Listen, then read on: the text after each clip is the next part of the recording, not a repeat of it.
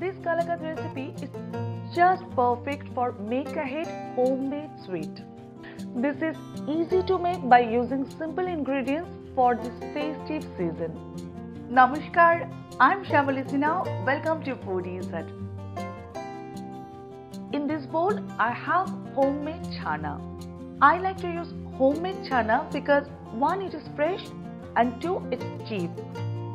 Now just mash the chana to break the lumps. Next, pour in milk in a heavy duty cooking pot. Over high heat, let it comes to a boil.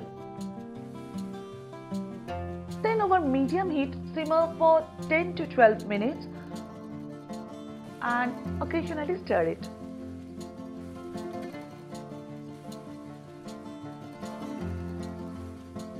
For any reason, if you want to save your time, use ricotta cheese, not paneer, because ricotta has some moisture and that will help to make soft kalakand. Next, add this mashed chana in the milk and cook over medium heat for 2 to 3 minutes. Time to add sugar. Now sugar will release some moisture, so cook further 2-3 minutes. Then add in this milk powder and keep stirring. Gradually the mixture will start thickening.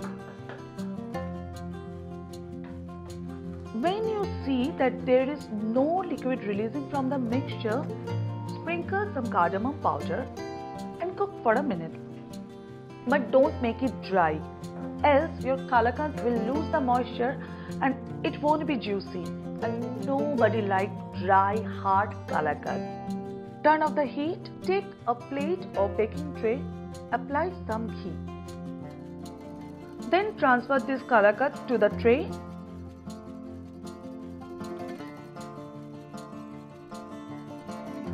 Sprinkle some chopped almond and pistachio. You can use either almond or pistachio.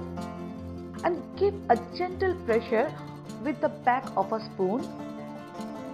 Let it completely cool. Then cut into pieces. Now you can store this kalakand into the refrigerator up to 3 to 4 days. With a little bit of planning, you can make this delicious sweet at home. So if you enjoy this recipe, give it a try and do let us know what do you think about this recipe. And as always, if you recreate the recipe, take a picture and tag us on Instagram, Facebook. We'll be taken till then. Bye.